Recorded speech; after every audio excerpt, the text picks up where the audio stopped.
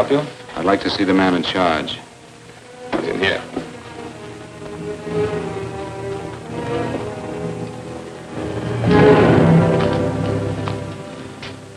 I want to report a murder.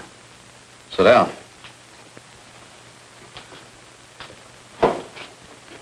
Where was this murder committed? San Francisco, last night. Who was murdered? I was.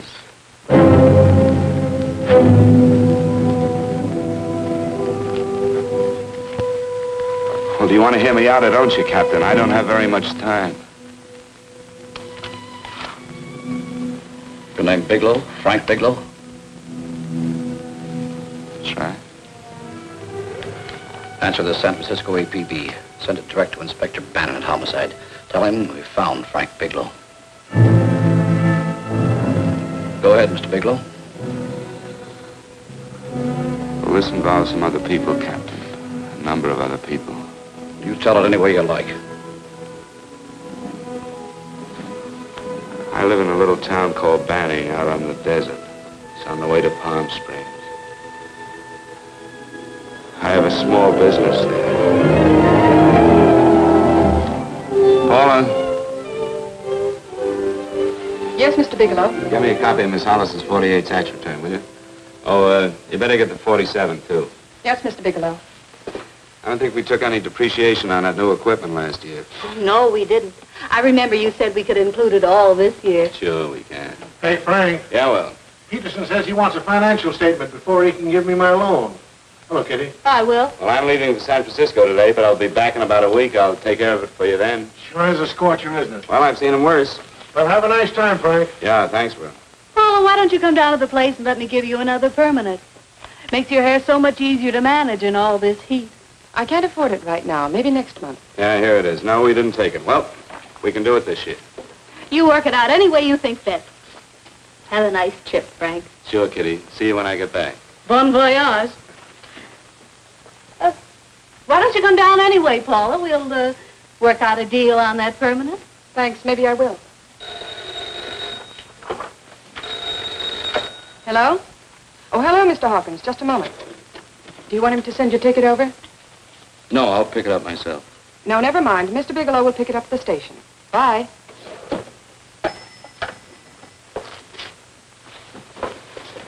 I want to go with you, Frank.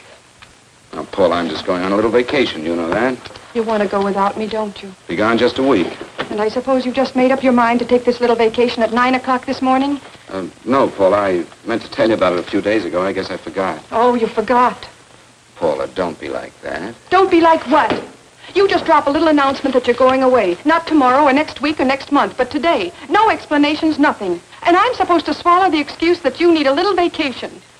I just want to get away from town for a few days, that's all. Get away from this town or get away from me. Oh, Paula, please try to understand. How can you ask me to understand anything like this? No, I'm sorry, but I don't understand.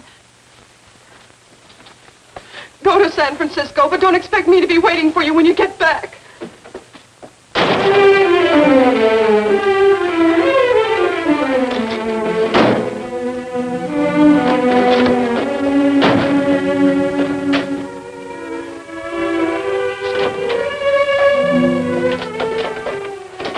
Paula, please, Paula.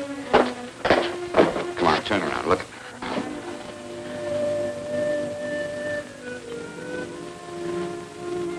Come here. Why do you do this to me, Frank? Why can't you be honest with me? As honest as I am with you?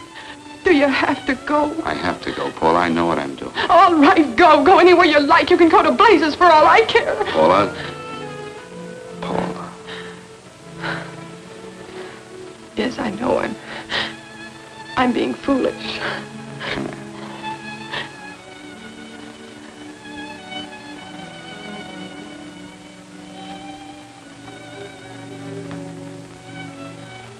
Come on, fix your face. We'll go down to Eddie's and have a drink. All right, why not?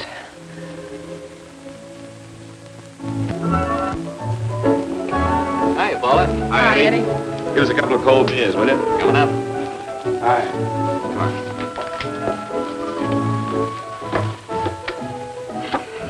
What a relief. This air conditioning feels good. I sure wish we had it in the office. It'd make working a pleasure. Well, if it stays this hot, don't bother going in the rest of the week. I win 2 races today. How many did you lose? Now, you would have to ask that. Kind of early for you two, ain't it? Too hot to work. That's what I like to hear.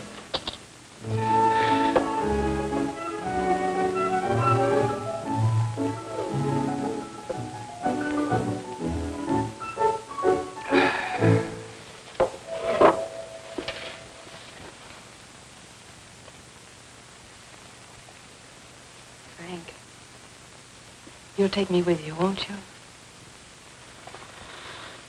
You will, won't you? Or am I crowding you?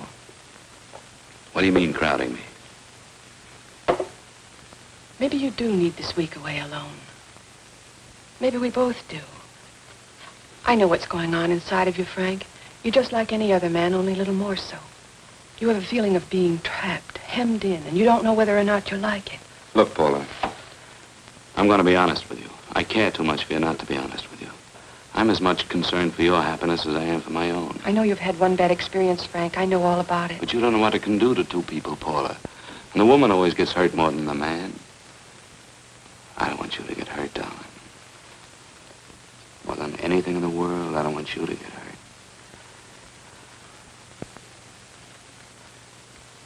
Want to hear some music? All right, Frank. Got a couple of nickels, Eddie? Yeah.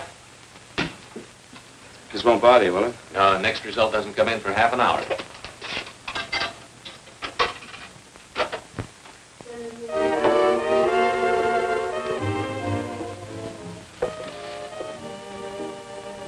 I thought that by now we'd be married. No, I'm not going to crowd you anymore, Frank.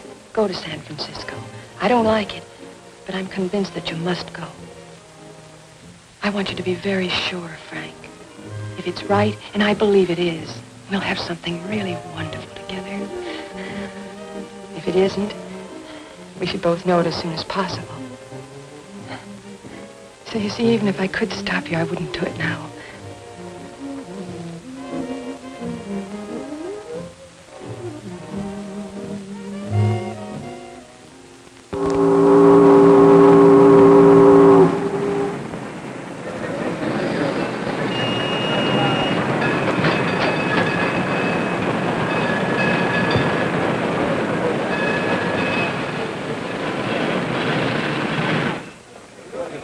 Yes, sir.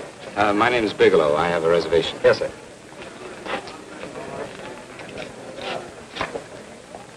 Here we are, sir. My name is Bigelow. I have a reservation. I have it, sir. It's a very nice room on the 6th floor, facing the bay.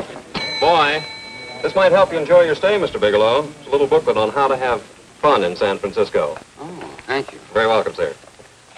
Thank you. Say, is it always like this around here? No, this is market week, and it's the last day, too. Boy, always around until you need them. Oh, 517? Thank you. Here's a message for you, Mr. Bigelow. Long-distance call came in about an hour ago from Banning, from a Paula Gibson. Oh, thank you. Very welcome. Show Mr. Bigelow to 618. Right this way, Slide.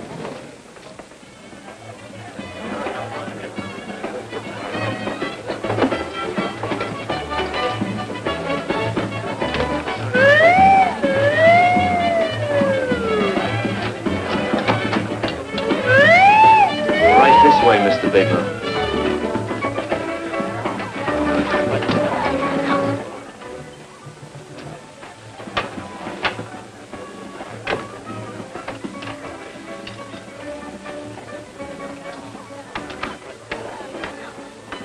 Is there anything else, Mr. Bigelow? Oh, yes, you can get me a dry Manhattan and a package of razor blades. Yes, sir. Thank you. Oh, and you can leave that door open. Hello, operator. I want to speak to Miss Paula Gibson in Banning, California. Yeah, that's right. No, I'll wait. Hello? Hello, Paula. Oh, hello, Frank. How was the trip? Fine, just fine. Having a miserable time, I hope. Well, I don't know. I just got in. What was that? Market week. The place is crawling with traveling salesmen. You know, Charlie Anderson found out that you went away and he asked me to go out with him. Oh, really? How did he make out? I'm considering it. Is that what you called to tell me? I'll have you know that this call is strictly business, Mr. Bigelow. Did a Mr. Phillips phone you? Eugene Phillips of Los Angeles. No. He will. He phoned the office 3 times today. Said that he wanted to get in touch with you immediately. He said it's most urgent and imperative that he reach you at once. What did he want? I don't know. But he sounded deep, dark, and mysterious and quite agitated about something. Phillips. Have we ever done any business with him? Not unless you've been keeping it a secret from me. I looked through all the accounts. Why did you tell him you could reach me here? You know I'm supposed to be on vacation. So you told me. And so I told him, dear heart. But the gentleman didn't seem to respect your temperamental moods the way I do. He was very insistent that he speak to you before it's too late, as he put it. Well, tell him you tried to get in touch with me and I've changed my plans and you can't reach me. He won't talk to me. I told him that I was your confidential secretary, but I guess I didn't sound confidential enough. So I told him that he could reach you there this evening. Well, call him back. If it's as important as he says it is, he'll talk to you. Otherwise, he'll just have to wait until I get home. My, aren't we adamant this evening? All right, shall do. And Frank, Yeah? I don't quite know how to say this. Say what? Well, what I want to say is that there's nothing you can do that you ever have to feel guilty about. Oh. Sure. Thanks, Paula. I'll call you tomorrow. Right.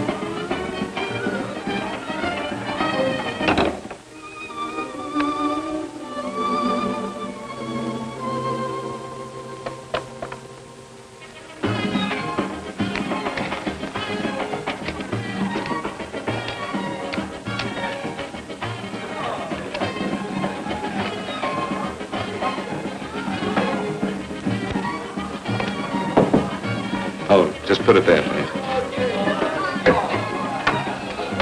You can keep the change. Thanks very much.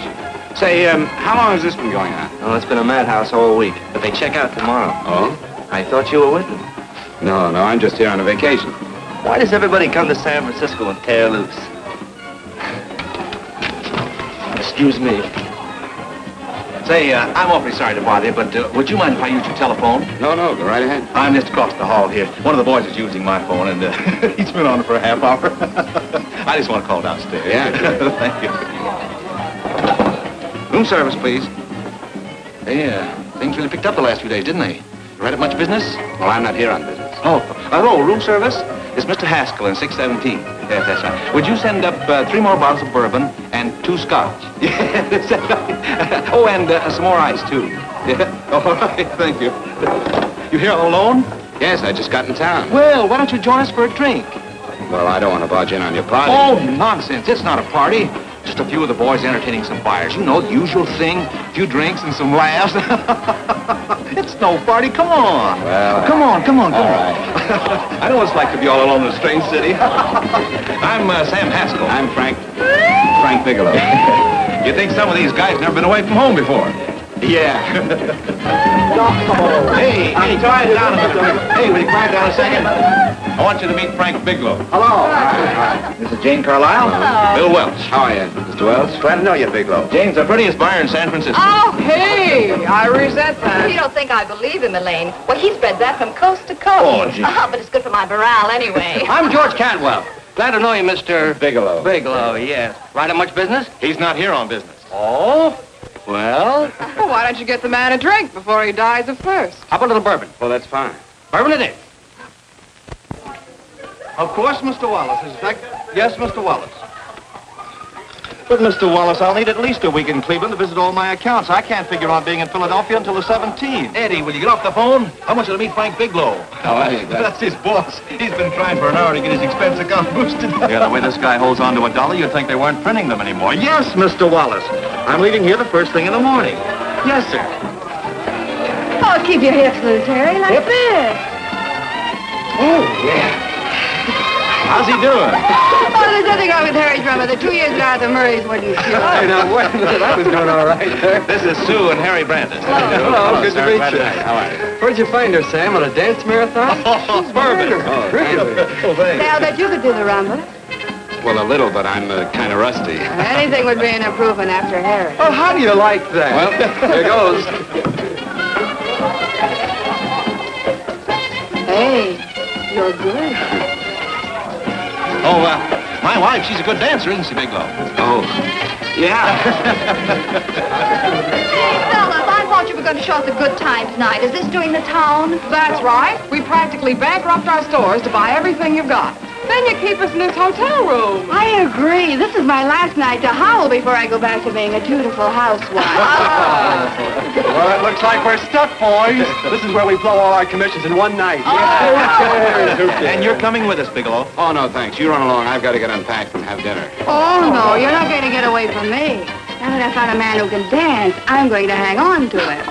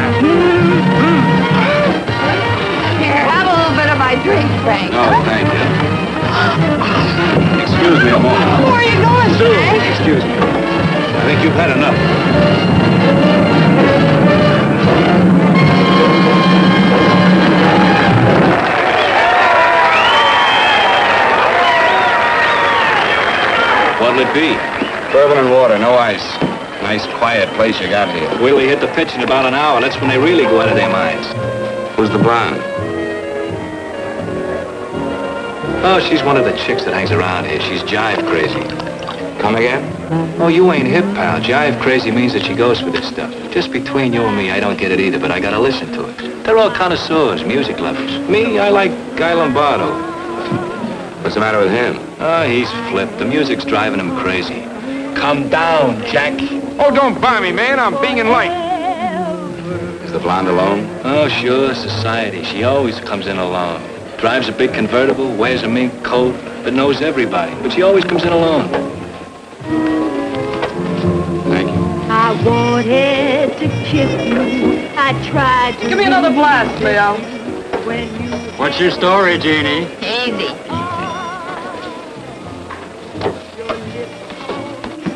Hello. Easy. Dig the fisherman. Oh, that's really silk, isn't it? Can I buy you a drink? Sure, thanks. Give me a blast, Leo.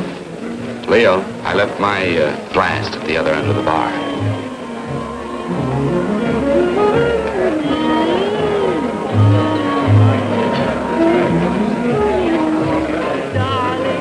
name's Jeannie. What's yours? Frank? I've never seen you here before, Frank. Well, I've never been here before.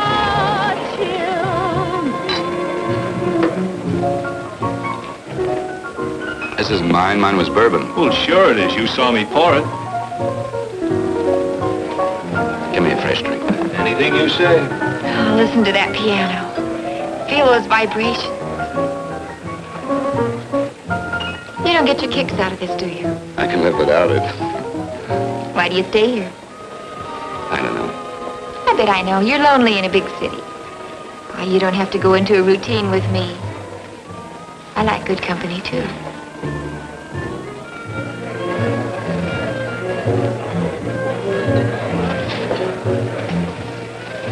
Say, there are some people there I want to avoid. Couldn't we get out of here? Let me think about it. Oh, come on. How about going somewhere else, then? Why don't you meet me later? Okay. Where? I tried to forget you, but you whispered, darling, I love. Call me at that number later. It's my next stop.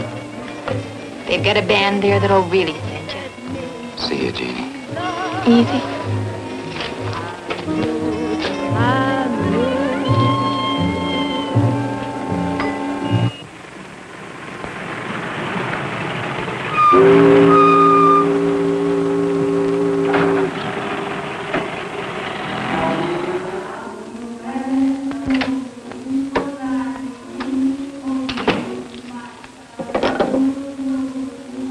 Never mind, operator.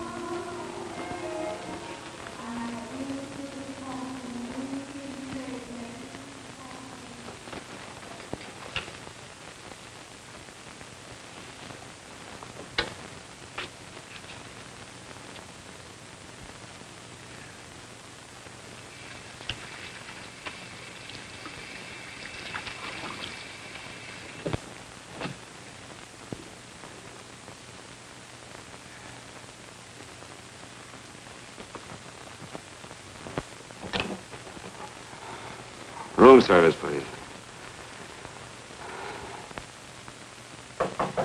Come in.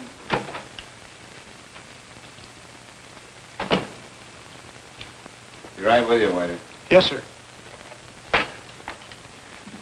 Rest well, sir? Yeah, sure. May I? Go ahead. It's on there for you. Thank you, sir. Would you like anything else? Well, thank you, that's all. Waiter, Yes, sir. take this away. Is there anything wrong, sir? No, just take it away. I don't even want to look at it. Are you all right, sir? Yeah, sure. All right, I just had too big a night, I guess, that's all. I need some fresh air. Of course. Thank you, sir.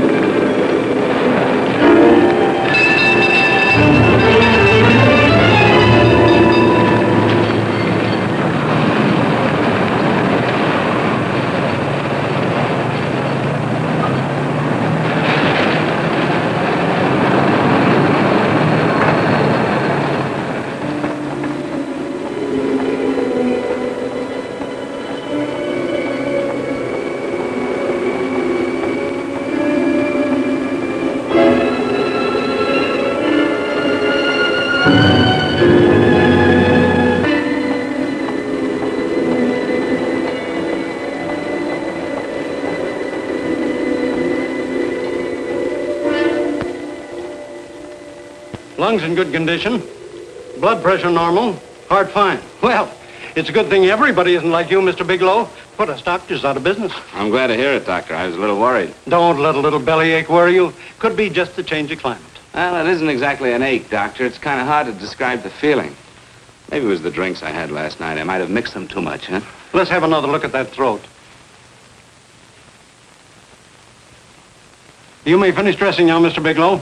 I want to get the results of those tests we took. Thank you, Doctor.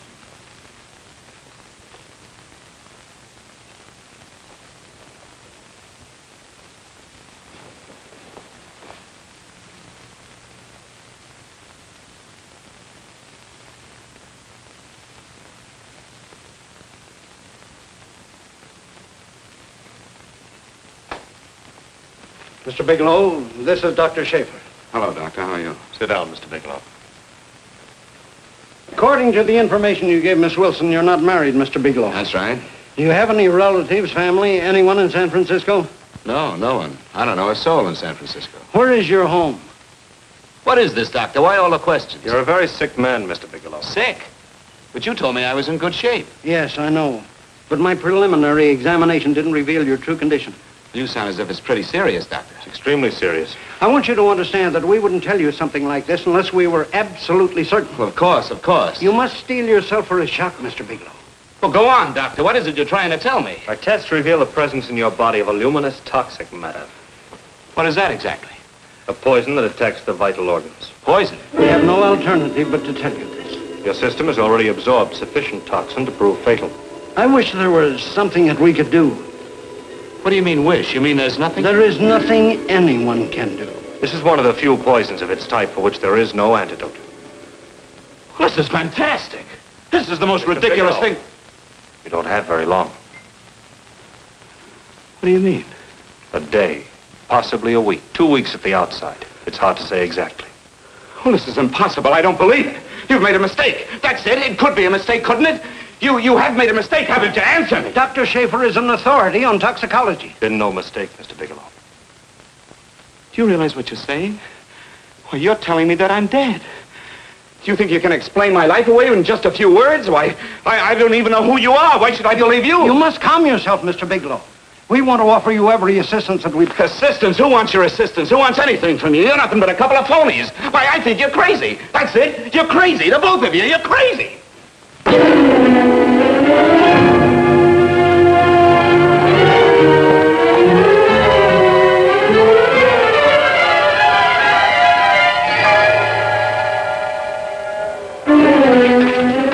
Where's the doctor? You can't come in. Come on, tell me. You have to go through the big before you come Get out here. of Doctor.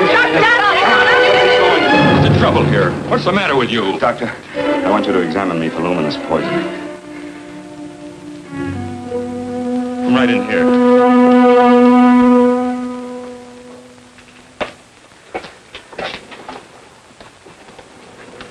Yeah, you've got it all right. Your system has already absorbed it. Are you sure, Doctor? Are you absolutely certain? Couldn't there be some mistake?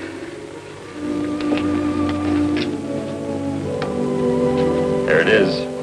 Toxin is actually luminous in the dark. Now there's no doubt about it, Bigelow. I don't feel sick. My stomach is just a little bit upset. Maybe it's not as bad as you think, Doctor. That's characteristic. With a heavy jolt, you go suddenly in a matter of hours. But if the stuff is taken in a lesser degree, you last a while, and then...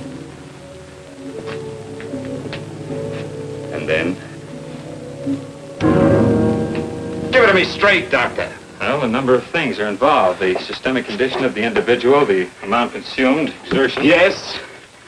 You won't feel too badly for a while. Then it will happen suddenly. A day, 2 days, a week at the most. A day. 2 days. There's nothing that can be done now. If it had been caught in time, your stomach could have been washed out. But you've had it in you for some time now. For at least 12 hours, haven't you, Bigelow? I don't know. You don't know? No. Don't you know how you got it? No. This is no accident. Somebody knew how to handle that stuff. That wax is tasteless and odorless. The amount of alcohol in your body, you must have got it in liquor. I was drinking last night. Arrange for your admission to the hospital immediately. Of course, I'll have to notify the police. This is a case for homicide. Homicide? I don't think you fully understand, Bigelow. You've been murdered.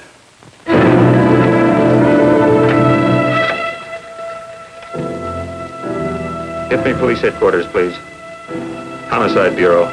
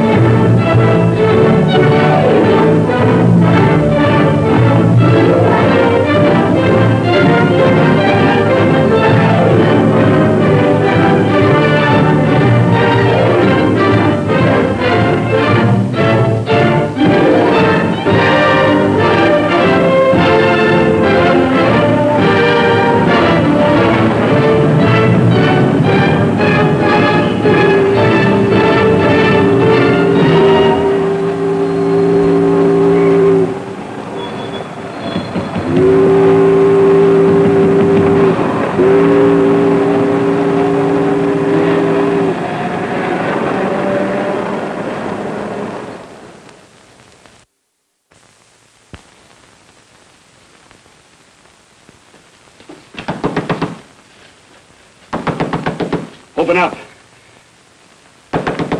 Open this door, I tell you. Open it up or I'll break it down. Where are those men? Where are those men who were here last night? I don't know. There are no men here. Please go away. Don't lie to me. Where are they? Mister, this lady just checked in. Those men aren't here no longer. They checked out the hotel early this morning. Checked out? Please go away. I'm sorry. I'm terribly sorry.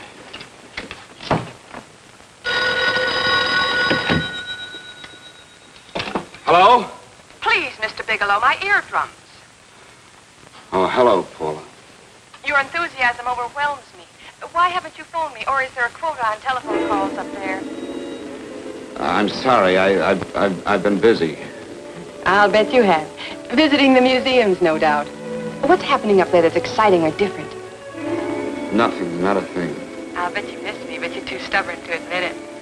Sure. You know, if you'd like me to come up, I can pack a toothbrush and leave right away. No. Well, you don't have to snap my head off. You could at least make a pretense of missing me. I'm sorry, Paula. Of course I miss you. Listen, Paula, Paula, it's just that I don't feel like talking now. I'll call you later. Don't strain yourself. You phone me sometime when you feel more like talking. Oh, by the way, I called that Mr. Phillips back. Phillips? Yes, you know, the man that tried to reach you. Well, I'm afraid you'll never know why it was so important that he speak to you. His office said he died yesterday. Frank, are you there? Did you hear me? Died? When? Yesterday. So you won't have to bother your little head about him anymore. You can just go ahead and have fun. Paula, what did he die from? Do you know? I suppose he died from whatever people usually die from. Well, didn't they tell you? Don't you know? What are you getting so excited about? You said you didn't even know the man. Listen, where's his office located? What difference does it make? You can't talk to him now. I told you the man's dead. Paula, will you stop talking so much and tell me where his office is? Well, right. It's the Phillips Importing and Exporting Company, Bradbury Building, Los Angeles. Bradbury Building, Los Angeles. That's right. Say, this is really a switch.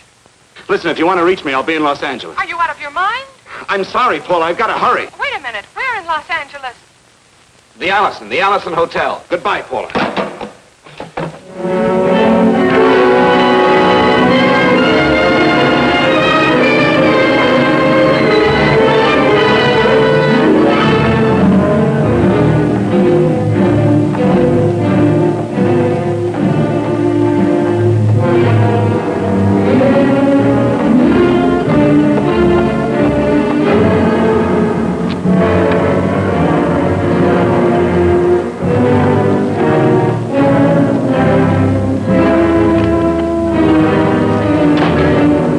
Someone in charge here. What is it in regard Well, to? it's a personal matter. It's quite urgent.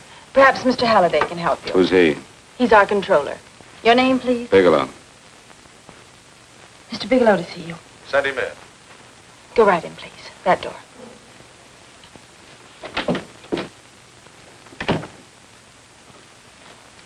Mr. Bigelow? How are you, Mr. Halliday? What can I do for you? Well, Mr. Phillips phoned my office several times yesterday. I'd like to find out what it's all about. You know Mr. Phillips died yesterday? Yes, I know. But I don't understand. If he phoned you, didn't he tell you what it was about? Well, he didn't speak to me. I wasn't in my office at the time, and he wouldn't tell my secretary. Well, I'm afraid I can't be of much help, Mr. Bigelow. I've no idea why Mr. Phillips tried to reach you. I'm sorry you had to make the trip for nothing. How do you know I made a trip? I didn't say anything about making a trip. I merely said he phoned my office. My office could be here in Los Angeles. Miss Foster, Yes? didn't you mention something yesterday about Mr. Phillips speaking with Mr. Bigelow in San Francisco? I said that he had phoned Mr. Bigelow's office in Banning, but that Mr. Bigelow was staying at the St. Francis Hotel in San Francisco. I'm sorry you misunderstood me. Do you know why Mr. Phillips called? No, I don't. All right, thank you, Miss Foster. You can understand that we've been somewhat upset around here. Now, if you don't mind,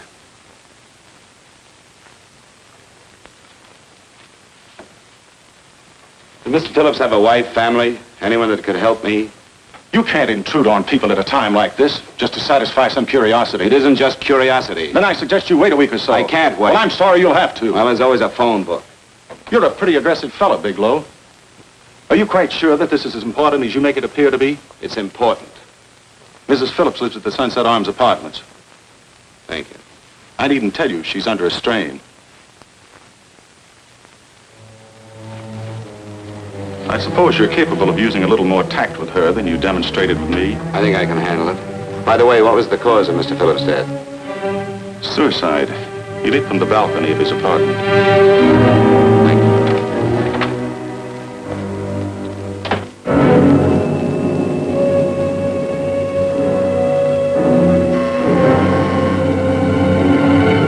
Come in, Mr. Bigelow.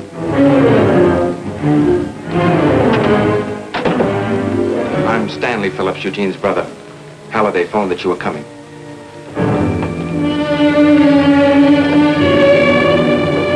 This is my sister-in-law, Mrs. Phillips. I'll try to make this as brief as possible, Mrs. Phillips.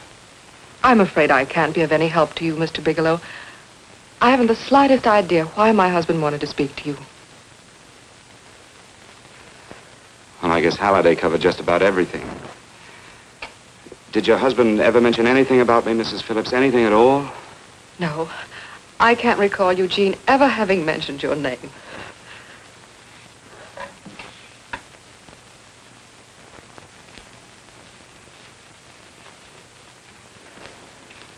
I hate to ask you this, Mrs. Phillips, but it's of vital importance to me. Do you know why your husband committed suicide? Oh. You're certainly not the most diplomatic person in the world, are you, Bigelow? Were you a friend of my brother's? I never met him.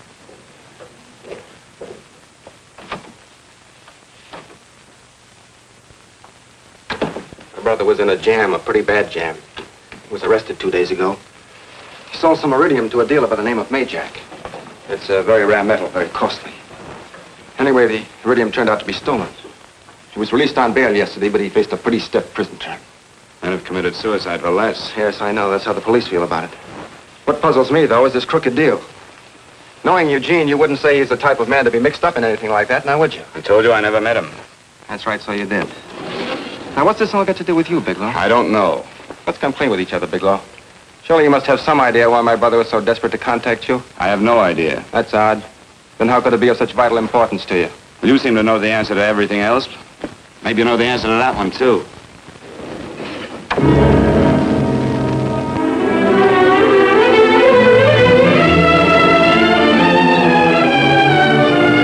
There's a message here for you to call operator 82 at Banning. Oh, thank you. Show Mr. Bigelow to room 821. Say, would you have the operator put this call through to my room right away? I'll take it up there. Thank you. Hello, operator. I'll call you if I need anything. Thank you, sir. Hello, Paula? Well, Sinbad, I'd just about given you up for lost. Do you mind telling me just why you rushed down to Los Angeles? I can't explain it to you just now, Paula. I just can't explain it. What's going on, Frank? You don't even sound like yourself. Well, I'm just a little tired, Paula, that's all. But I miss you. Oh, Frank. I can't tell you how good it is to hear you say that. And here I was worrying that I'd lost my charm. When are you coming home, Frank? Soon, Paula. I'll be home soon. I'll go right out and get myself a permanent so I'll be pretty when you see me. Hey, guess what? I found that Phillips name in your notarial ledger. Notarial ledger? Yes, of all places. I remember now I made the entry myself. You had notarized a paper one morning before I came to work. What kind of paper was it? A bill of sale for a George Reynolds made out to Eugene Phillips of Los Angeles. So you see, I was right. We hadn't done any business with Phillips, only indirectly. What was the bill of sale for? A shipment of iridium, whatever that is. Iridium? You mentioned at the time that this fellow Reynolds had made some kind of a deal in Palm Springs, and he stopped in your office early in the morning on his way north to have it notarized. Wait a minute. Wait a minute, George Reynolds. That was about 6 months ago, wasn't it? That's right, 6 months ago. Thanks, Paul. Oh, goodbye. Goodbye. Hello, operator. Get that number back for me.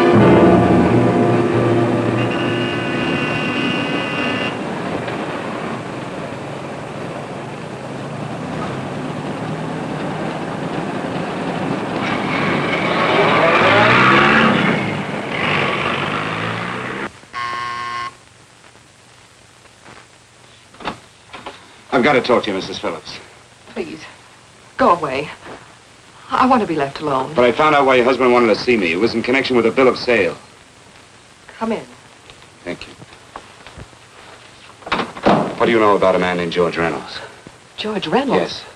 Why, that's the man my husband claimed sold him the iridium. And what did Reynolds claim? Reynolds disappeared. Yes. About 2 months ago, my husband grew suspicious that something was wrong. Since then, he tried in every way to locate Reynolds, but could find no trace of him. But I don't get it. Your husband could have proved he made a legitimate deal by showing the bill of sale he got from Reynolds. Then there was a bill of sale? Yes, of course there was. My husband swore there was, but at the time of his arrest, he couldn't find it. It was mysteriously missing.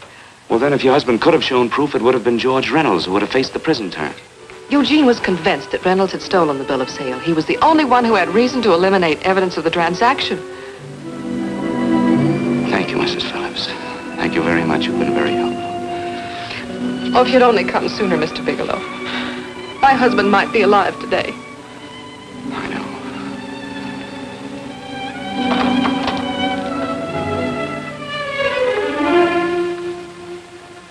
The only thing that puzzles me, Miss Phillips, is that you haven't asked how I knew there was a bill of sale.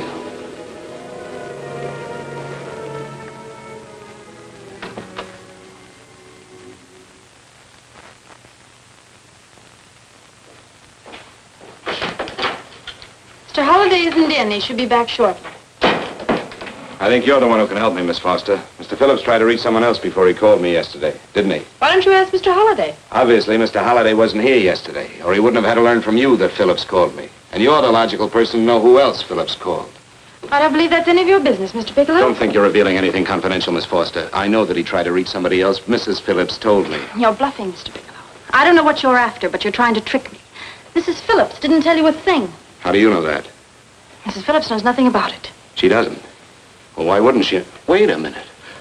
I was talking about George Reynolds. Who did you think I meant? Just who is it that Mrs. Phillips doesn't know I about? told you before, that's none of your business. All right, young lady, I'm going to give it to you straight. Phillips was murdered. Murdered? I don't believe you. He told me because he needed me to clear him. Phillips was innocent. Innocent men don't have to jump out of windows. Murdered?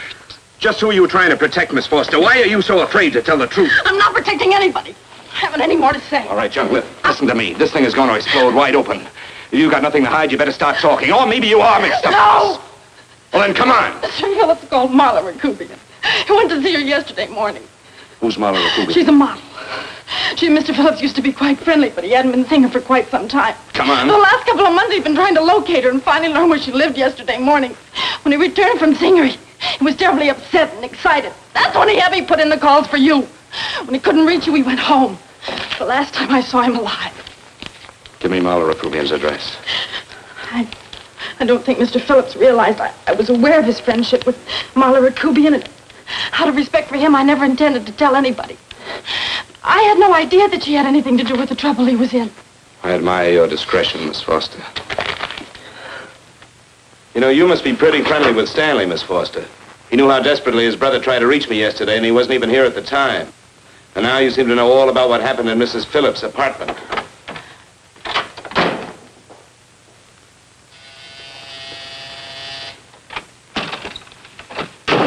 Miss Rakubian? Yes? What do you want? Get out of here or I'll call the Go police. ahead, call him. Oh, go ahead, call him. Going on a trip, huh? Yes, going away for the weekend. Sailing for Buenos Aires tomorrow, some weekend. I'll send you a postcard. Now get out of here. Who are you going with, George Reynolds? Never heard of him. I suppose you've never heard of Eugene Phillips either. Just who are you? What do you want? Never mind who I am. Where's Reynolds? I told you I don't know him. Now will you get out of here and leave me alone?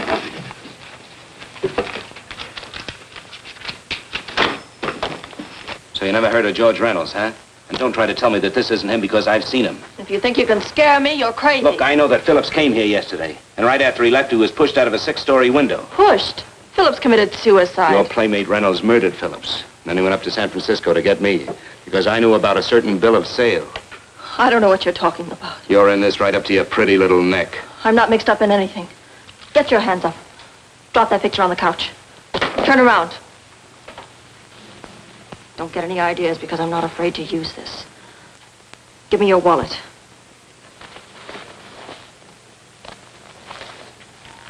Frank Bigelow, Hotel Alex. All right, now where's Reynolds? I don't know. I don't know where he is. Is that what you told Phillips yesterday? I told him exactly what I'm telling you. I haven't heard from him in months. Yeah? You're mighty careful of the picture of a man you haven't heard from in months. What does the Ray stand for? It was a pet name. Do you mind? Oh, it sounds very cozy, Miss Rakubian. You and Reynolds call each other pet names while you make a sucker out of Phillips. Phillips made the deal because he wanted it. Yeah? I'll bet you weren't above using what it takes to help make him want it. Who's paying for this trip? I am. Really? A first-class trip to Buenos Aires on a model salary. Don't make me laugh. Since you and Reynolds aren't seeing each other anymore, you don't mind if I keep this to you. If I were a man, I'd punch your dirty face in. You know, I really believe you would. Oh, I almost forgot.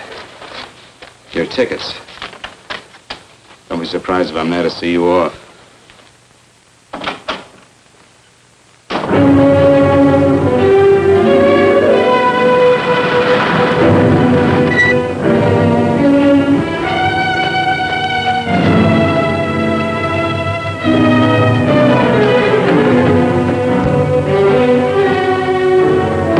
Angelo.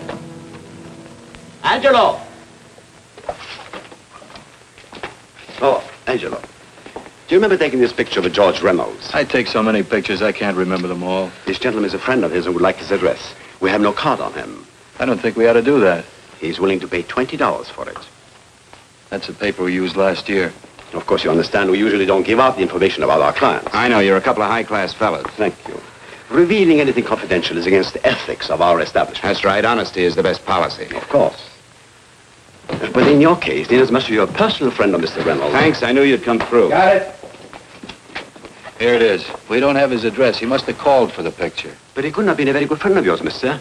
Because his name is not George Reynolds. It isn't? Well, what is it? It's a... Huh? Oh. Yeah. It's Raymond Rakubian.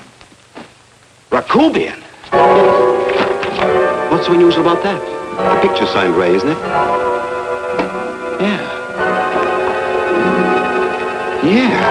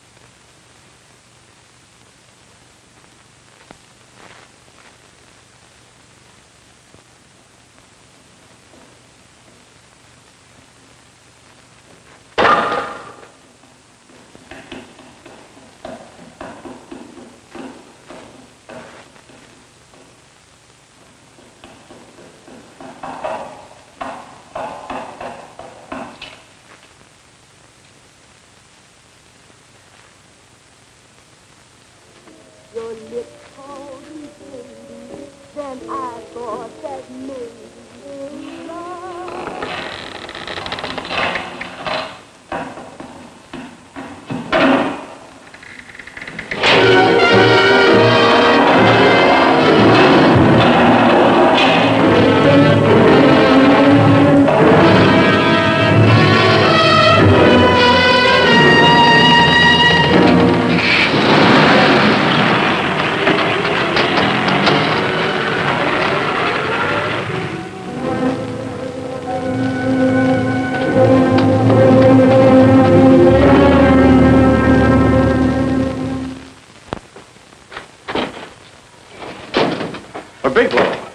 Are you all right?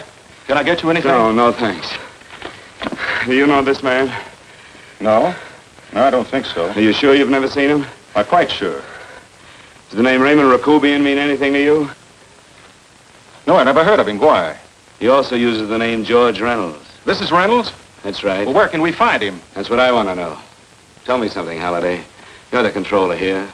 How come you didn't know about that bill of sale? Phillips made that deal before I came to work here. Yeah, but you still keep records, don't you?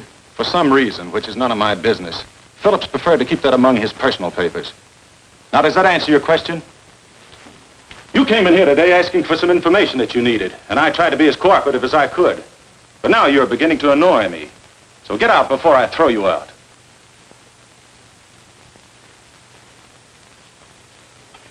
You know, you really frighten me.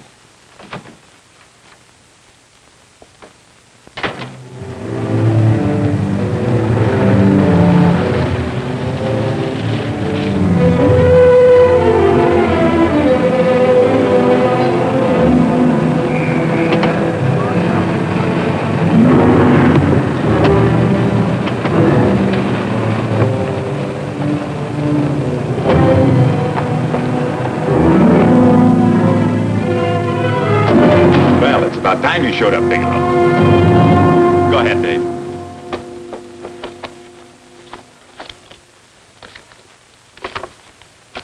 Real cute, ain't you, Bigelow? Just real cute. Paula didn't lose much time getting a hold of you guys, did she? Shut up. Let's go, Bigelow. Look at him. He can't take it. Soft in the back.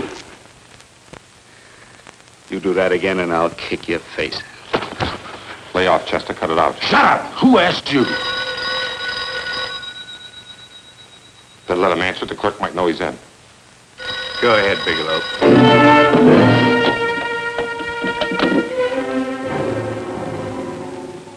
Hello? Frank. Frank, why did you hang up on me? I've been trying to get you for hours. I'm sorry, Paula. I was in a hurry. Well, don't be in such a hurry this time. You didn't give me a chance to finish what I had to say. I wanted to tell you that McGowan was in hollering his head off because you didn't go over the books. Tell McGowan to get another auditor. Sure. Sure, I'll just do that little thing and lose the best paying account we've got. Do as I tell you, Paula. Frank, are you drunk? Paula, how much we got in the bank? About $2,200. Draw it out tomorrow. Sure. Then what do? Skip town without paying our bills? Forget the bills. You know that coat you always wanted? Buy it. You are drunk. You know, if I didn't have such a good character, I'd be tempted to take advantage of your intoxicated state, Mr. Bigelow. I'm not drunk, Paula. Well, then don't tell me that one day away from me can affect you this way. Cut it short. Paula, Yes? I'm sorry I left you. I never realized how much I love you. But I know it now. Oh, Frank, darling, I love you too so very much. Please come home. I miss you terribly. I said cut it short. I'd just love to let you have it, Bigelow. Let's go, Chester. This guy's kept us waiting long enough now. Walk in front of me, Bigelow. And keep your mouth shut. If you so much as look cross-eyed at anybody, I'll blow the back of your skull out.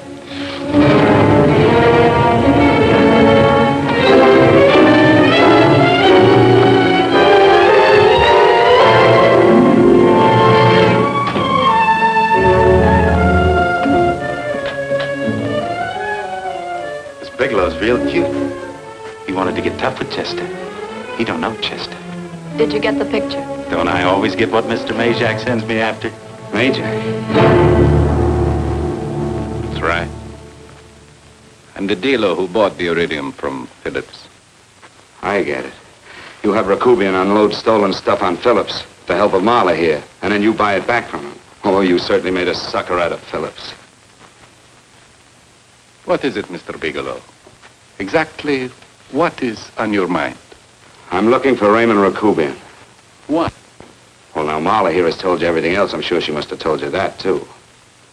You don't expect me to believe this conversation.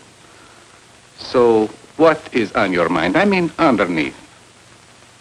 You forced your way into my affairs, and now I want to know why. I just told you. I'm looking for Raymond Rakubian. Don't get cute. I'm just itching to work you over. Soft in the belly. Can't take it. See what I tell you?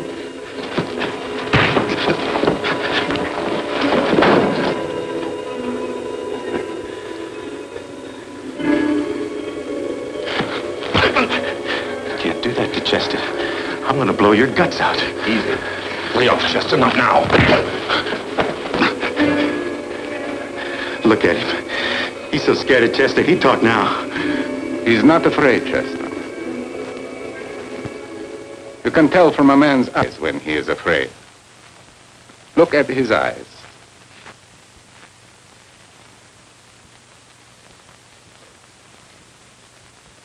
Oh!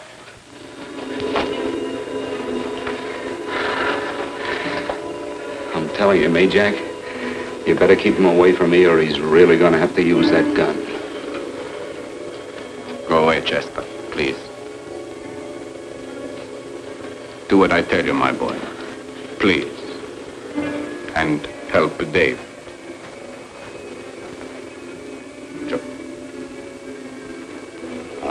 You're in pain. an unfortunate boy. He's psychopathic. He's unhappy unless he gives pain. He likes to see blood. Come with me, Mr. Bigelow.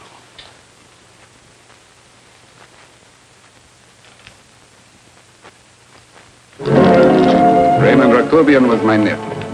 He could not possibly have tried to kill you. He's been dead 5 months.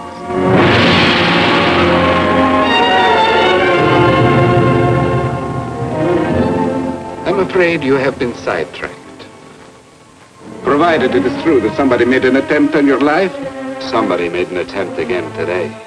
I had no reason to kill you, believe me. What do you mean you had no reason? I notarized a certain bill of sale. You notarized the bill of sale for Reynolds, not Rakubian. Now, what I told you was true. I had no reason to kill you. That's a closet, Mr. Bigelow. And under other circumstances, you could go home now. But now you present a problem. You know too much, and I am in danger. Chester! Suppose I were able to prove to you that I only want to find the person who tried to kill me. And I won't cause you any trouble. You know I can go to jail for 10 years for this little business. 10 years. At my age, that's my life. That means my entire life. With my life, I do not take chances. I am sorry, believe me. You want Joe to go with you? No. Just Bigelow and me. And baby makes 3. But Major... Goodbye, Mr. Bigelow, and forgive me. Let's go, Bigelow. I guess you won't be there to see me off.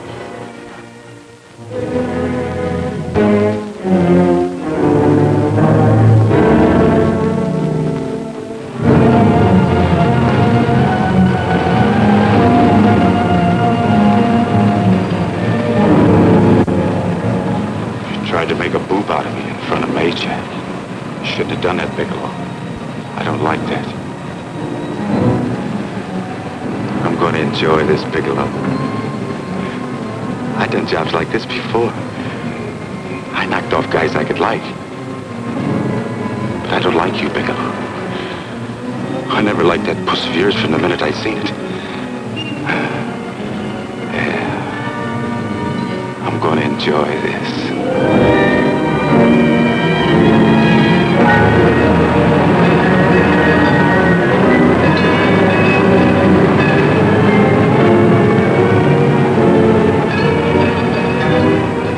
Scared yet, are you, Bigelow?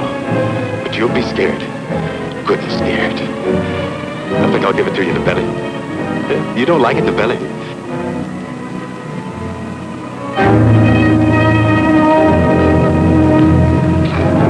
Good. Try it. I'd just love you to try it, Bigelow. Why don't you try it? Go ahead.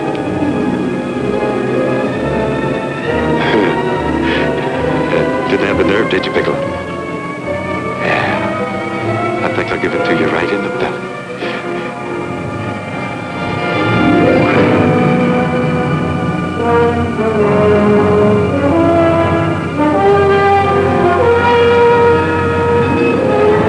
It takes longer when you get it in the belly. It's nice and slow. That's the way I want to see you go, Bigelow. Nice and slow.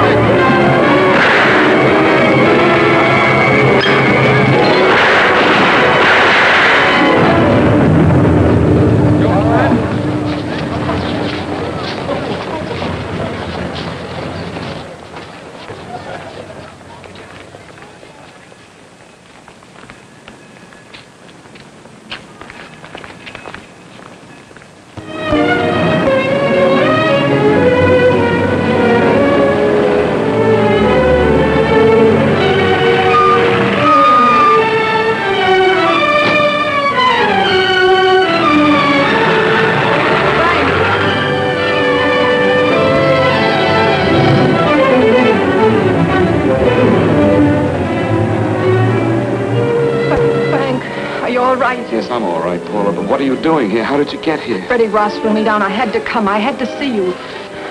You shouldn't have come, Paula. You shouldn't have. What is it, Frank? You're in some kind of trouble. I know it. Look at you. You're a sight. Your clothes look as if you've slept in them. Are you ill? You are. You're feverish. I'm all right, Paula, and I'm not in any trouble, believe me. You're lying, Frank. Right after I spoke to you, I got a phone call from the San Francisco police. They asked if I knew where you were. You didn't tell them anything, did you? Of course not. It was the homicide detective that called. What is it, Frank? If you're in any kind of trouble, you certainly can trust me. Look, I'm not in any trouble with the police, Paula, believe me.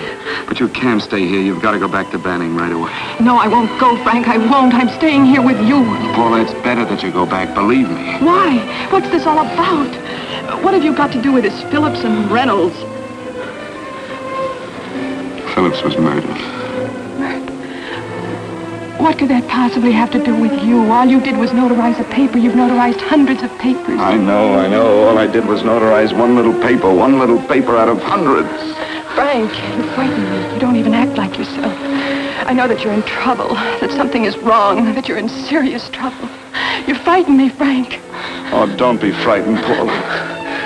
Don't ever be frightened of anything again. Will you promise me that? I love you so much, darling. More than you seem able to understand. Oh. I never really knew happiness until I loved you. Sometimes when I used to be afraid that you weren't sure how you felt, I tried to hold back, but I couldn't. Losing you would have been losing everything. There would have been nothing left. Don't, Paula, don't. Now I'm afraid again. Somehow I feel that I'm going to lose you, but there's nothing I can do about it. I feel so helpless. You're leaving me out of something. Tell me, Frank, what is it? Give me a chance to fight back. Just give me a chance, please. You do love me, don't you? Oh, yes, Paula, I love you. I never was more certain of anything in my life. I wasn't sure before. I was a little blind, I guess, but believe me, I'm sure now. Can you understand that, Paula? I understand. A man can be like that, Paula. Something has to happen. It can be a big thing or a little thing, but it can make him realize how much someone means to him, how much he really loves her. Oh, and I love you, Paula. More than I ever thought it possible to love anyone in the world, I love you. Then why won't you tell me about this trouble you're in? Why won't you try to let me help you? You can't help me, Paula. You don't want my help. Oh, Paula, there's nothing you can do. Will you believe me? So will you please go home, please? No, Frank. I won't go. I know you're in trouble. I can't leave you like this. All right, Paula, look, wait for me in the lobby of the hotel, and I'll be back for you soon, I promise. You promise? You're yes, sure? Paula, I promise. Is that a new outfit? Yes. Oh, it's beautiful.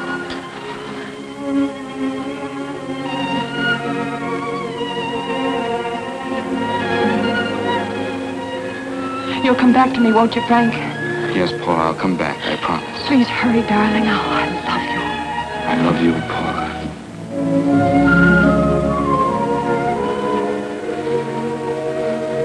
Goodbye, Paula.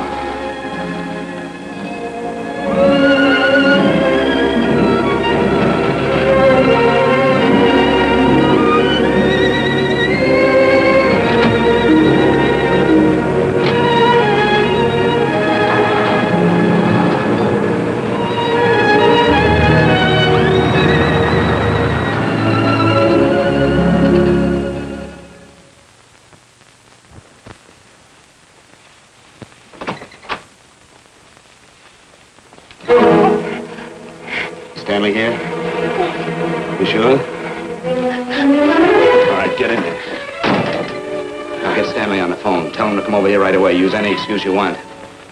What are you going to do? What was Stanley going to do when he used me for a clay pigeon today? I don't know what you're talking about. Don't act innocent with me. I fell for that once. I don't know what you mean. I told you everything you wanted to know this morning. Yeah, you told me just enough so I'd get sidetracked and wouldn't know that Stanley was the one I was after. Stanley? Oh, no. You and Stanley have been together on this from the start. Now, come on, get on that phone and call him.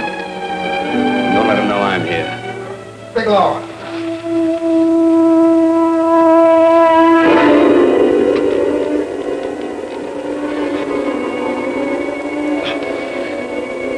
You've been sidetracked, all right. But it was the poor bereaved little widow who did it. We're supposed to have found this letter this afternoon. It's in my brother's desk at the office. It's postmarked 2 years ago. It isn't exactly the kind of a letter that a married woman gets from a casual friend. I'm sure my brother wasn't aware that they were so well acquainted when he hired Halliday. What's the matter with him? He hasn't felt right since dinner. Where did he have dinner? At Mrs. Phillips' apartment. Halliday was there, too, and Stanley confronted them with that letter. Do you have anything to drink? Yes, why? How long ago? Half an hour ago, just before I came here. Miss Foster, get on the phone, call the emergency hospital. Have them get an ambulance over here right away. What? Tell them to prepare a stomach wash for luminous poisoning. Luminous poisoning? Go on, do what I tell you. You may still have a chance to save his life. Go on!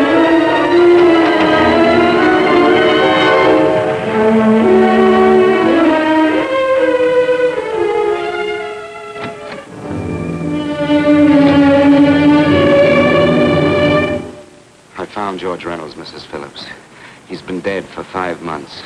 And he didn't steal the bill of sale. No, he didn't. But you could have stolen it. How dare you? You knew who I was when I came here today. But you were surprised to see me alive, weren't you? But I'm not alive, Mrs. Phillips. Sure, I can stand here and talk to you. I can breathe and I can move. But I'm not alive. Because I did take that poison. And nothing can save me. What are you going to do? If I kill you now, I have nothing to lose. No, you've got to listen to me. You've got to give me a chance. But I didn't have a chance. It was Halliday. Believe me, it was Halliday. He made me steal the bill of sale. He planned everything. What about this letter? Your husband knew about you and Halliday. He found it only yesterday.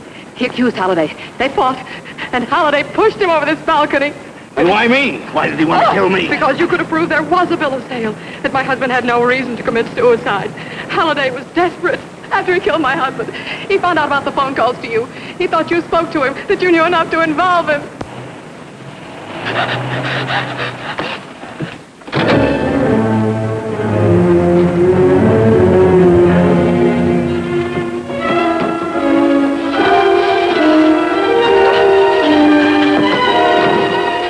Where's Halliday? Where is he? He's in the office. This time you don't warn him.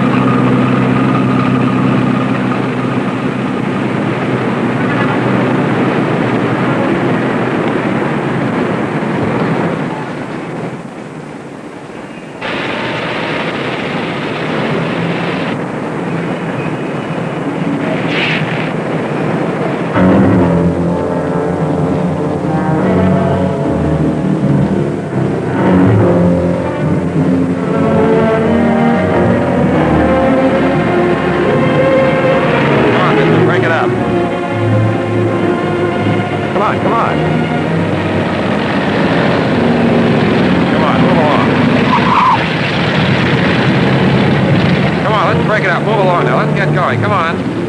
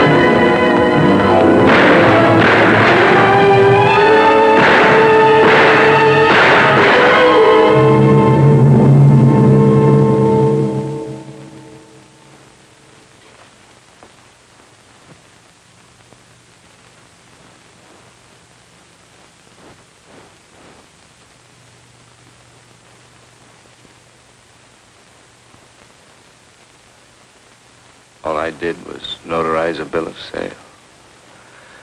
But that piece of paper could have proven that Phillips didn't commit suicide. He was murdered. And that's why Halliday poisoned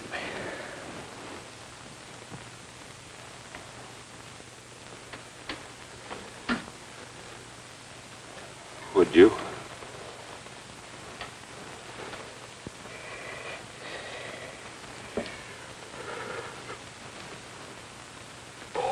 Paula.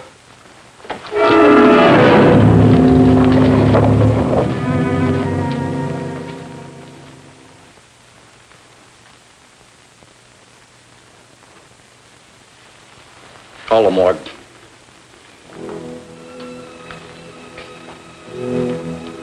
Johnson, you go to the Allison Hotel, find Paula Gibson. Don't tell her anything. I'll break it to her.